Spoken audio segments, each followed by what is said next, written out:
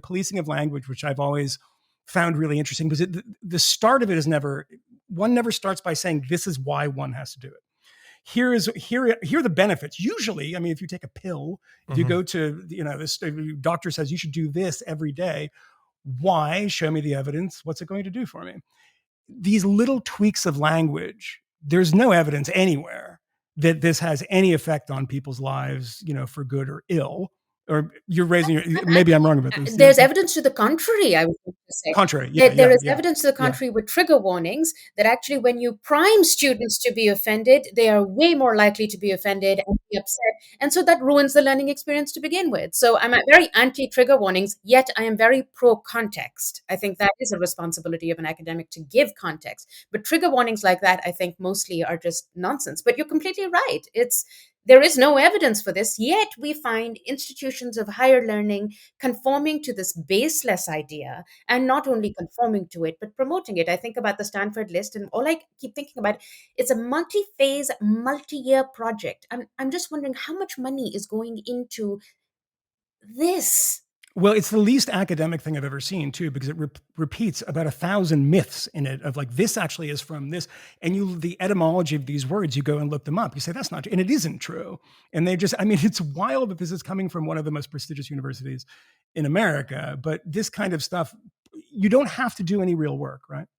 Particularly when you're talking about race, this is something that I find really offensive, is that we have all these endless conversations amongst idiot university professors who live in lovely places, like Ann Arbor and Berkeley and Cambridge, whereas all around them in places like Chicago or in Boston or in San Francisco, there's massive drug problems. There's, gang violence problems that disproportionately affects Black people in this case, if you're talking about race, specifically about Black and white racial issues. I hate saying people of color because it's too confusing for a variety of different reasons.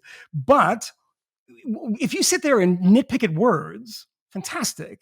If you go after a person for tweeting something when they were 12 and now they're going to be in the NHL, we should probably prevent them from going into the NHL because of what they said when they were 12 and didn't really know anything, rather than doing something that we can't do anything about, actually. We can't solve the problems that, I do this all the time, and we talk about it in the podcast quite frequently. I always just drop this in there. I said, do you know, it was always in a Monday or a Tuesday thing. Do you know how many people were shot this weekend in Chicago?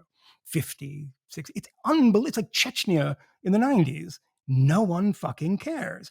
The important thing on university campuses, though, is that we just, death by 1,000 cuts of little offenses that no one, because of course, intentionality makes no difference at all. They love to find the victim. You go back and read this stuff, and they're not comparable, by the way, in any significant way. But you look, and I'm obsessed with the Soviet Union, particularly in the late 1930s, the original trials in the 30, 31, and then the purge trials happen. It's the language of it. If you go and read Arthur Kessler's book, Darkness at Noon, of this constant correction of language, you're saying the same thing wrong, until you get them to admit that they did the wrong thing that they know that they didn't do. And I was very impressed in this case in Hamlin that the professor didn't apologize. So many times in the professor, and they don't believe it, but they're trying to save themselves. I get it. I understand. There's I know you were friends with Christopher Hitchens, Michael. This whole discussion kind of reminds me of a story that he would tell about Samuel Johnson, the great lexicographer. He created his first dictionary, and he was waited upon by the upper class women in London society. And they come to him and they say, Mr. Johnson, Dr. Johnson, we must commend you for not including any vulgar words in your dictionary. And he responds, well, I must commend you for knowing where to look, right? And Exactly. it just seems like we're peeking over our neighbor's fence in order to try to find a fence, peeking over their fence to find a fence. It was unintentional, but it worked.